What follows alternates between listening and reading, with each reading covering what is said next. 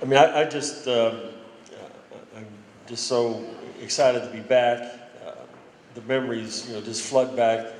I think for all of us, I do really want to thank Joyce, Sharman, for bringing all of us back together. I mean, that's what this is all about, and obviously for Coach, that film was a testimony of what he was all about, and also I think what we were all about. And we were just a team back there in 1971. We never knew we were going to win 33 in a row until we won it.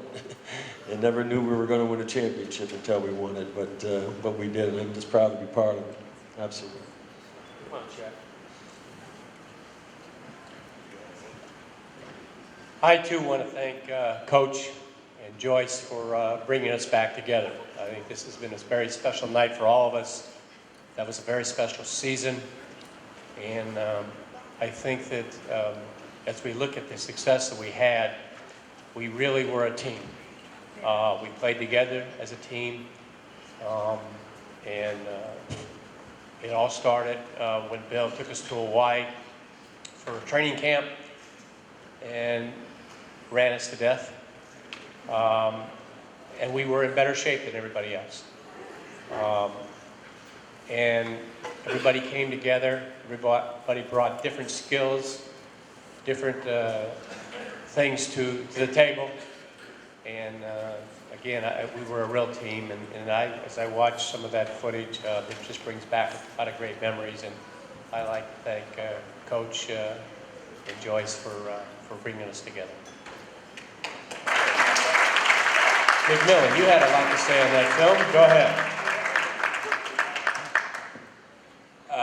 The thing I remember the most about that particular season and that 33-game win streak was the fact that Coach Sharman and I, to relax, we used to play a lot of tennis. And I could never beat him. I mean, I was bigger, I was faster, I had a bigger serve, and he would always be where the ball was going. And as if he knew where I was hitting it. And at that time, I didn't realize until we were getting this documentary together that he had been playing tennis since he was a little kid.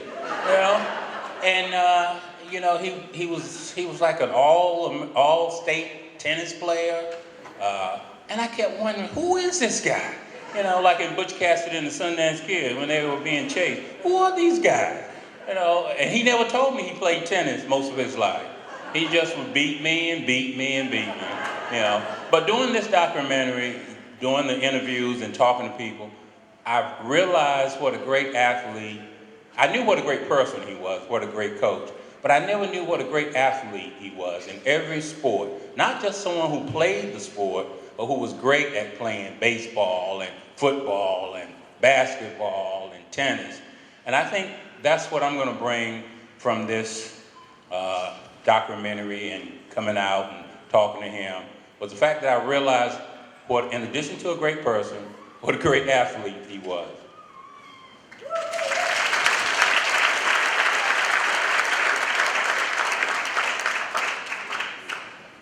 Well, the thing that I appreciated that year in 1972 was the fact that Coach Sharman was a soft-spoken gentleman before he lost his voice. I had been on many, many teams. Well, I played for 4 teams. And some of the coaches were screamers. And I've never been a person to react favorably to people screaming at me. And Coach had the ability to get the best out of all of his players on the team without screaming at anybody. Because everybody has to be handled in a different way. And we had superstars on the team, and we have supporting actors. I was one of the supporting actors, and I know what Flynn said one of the interviews. He says, I did what the coach said because he could always tell me I'm not on the team anymore.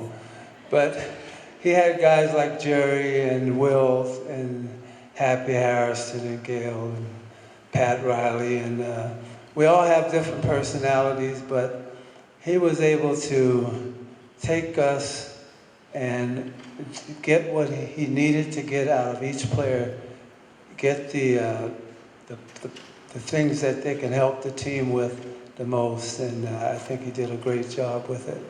Thank you.